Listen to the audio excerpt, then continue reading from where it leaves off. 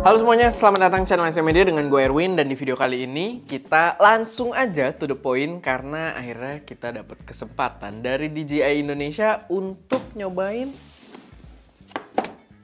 Dari situ jelek, gue kasih lihat ke atas aja. DJI Mavic 3 Classic gitu ya. Dan gue sangat excited untuk nyobain drone yang membawa sensor Micro Four Thirds ini.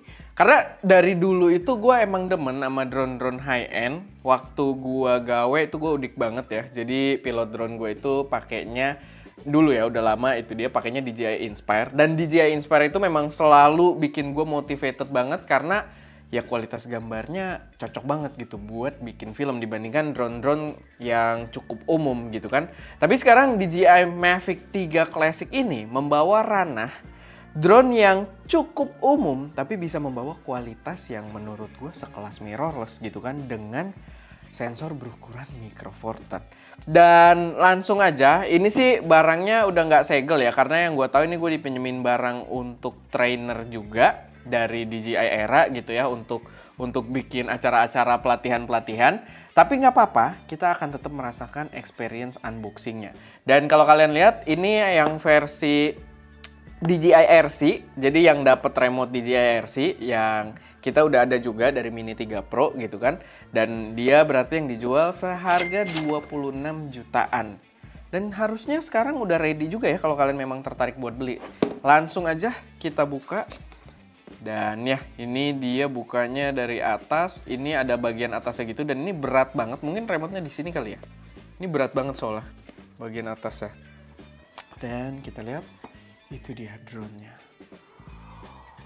Wow, gue cukup udik di sini karena ukurannya gede banget. Kalau kalian yang tahu, kita kan pengguna Mini 3 Pro ya, mini gitu kan, jajaran mini. Begitu juga Avata, ukurannya kecil dan oh, di dalam ada propeller ya, biar info aja, propeller tambahan. Ini kayaknya emang standarnya gitu ya. Kita Mini 3 Pro kan juga gini, 2 pasang gini. Tapi dia cuma 2 pasang kah, jadi kayaknya ya barang unit untuk trainer, jadi bukan, kita nggak tahu isi aslinya yang kalau dari segel kayak gimana, tapi ya itu dapat propeller tambahan. Di sini juga langsung dapat propeller guard ya. Jadi propellernya kalau kita bawa-bawa dia nggak ngample-ngample, sedangkan kalau di Mini 3 Pro kita harus beli waktu itu karena nggak dapat propeller guard, biar kalau dibawa-bawa nggak ribet gitu ya, nggak geradak geruduk gitu baling-balingnya atau propellernya. Dan di sini untuk perbandingan aja di kondisi terlipatnya. Nah, wow. Sekarang gue sangat mengapresiasi betapa kecilnya memang Mini 3 Pro ya. Kalau kita bawa-bawa bener-bener gampang banget gitu kan, bener-bener nggak makan tempat gitu kan, dan bisa mendeliver kualitas yang tetap oke juga gitu, exceptional menurut gue. Kalau kalian memang baru mulai consider drone, menurut gue ini lebih oke. Tapi memang kalau tujuan kalian lebih profesional, gue rasa ini bisa jadi opsi yang jauh lebih menarik karena sensor Micro Four Thirds-nya.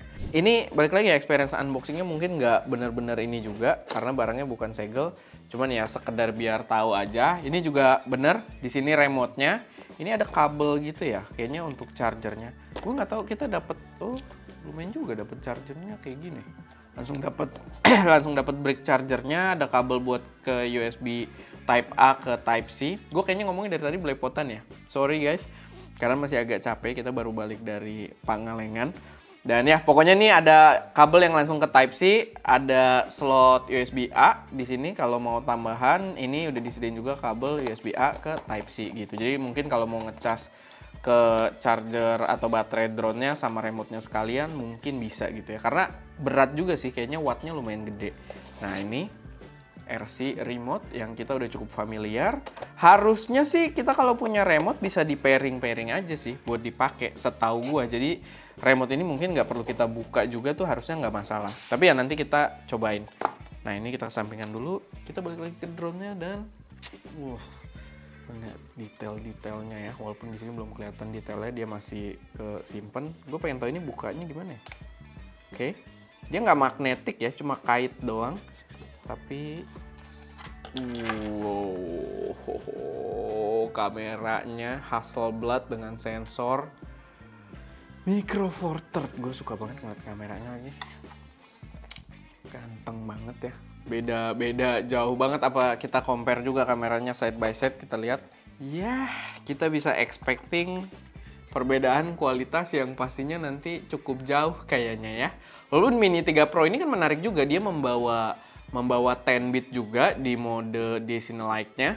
Cuman ya bayangin aja nih, dari ukuran aja udah kelihatan jelas, dan ini Hasselblad gitu, bawa branding yang cukup besar yang menurut gua ya walaupun cuma sebatas branding, tapi menurut gue itu jadi kayak tanggung jawab dimana harus memberikan kualitas terbaik gitu. Sekarang kita buka ininya.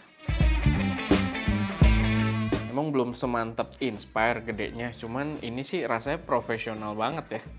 Profesional banget. Dan ini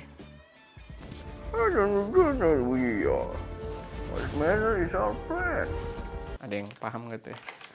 Sorry guys, udah capek jadi jokesnya ya begitulah. Ukurannya beda banget ya.